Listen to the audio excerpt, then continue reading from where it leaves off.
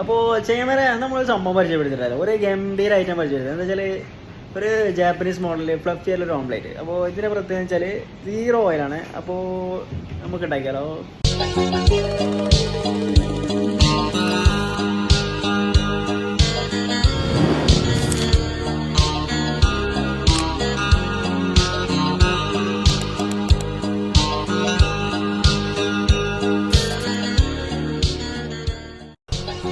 അപ്പോൾ guys finally നമ്മളെ ഓംപ്ലേറ്റ് ഇവിടെ റെഡി ആയിട്ടുണ്ട് കേട്ടോ. ഇനി ഇത് കട്ട് ചെയ്യാൻ പോകണേ.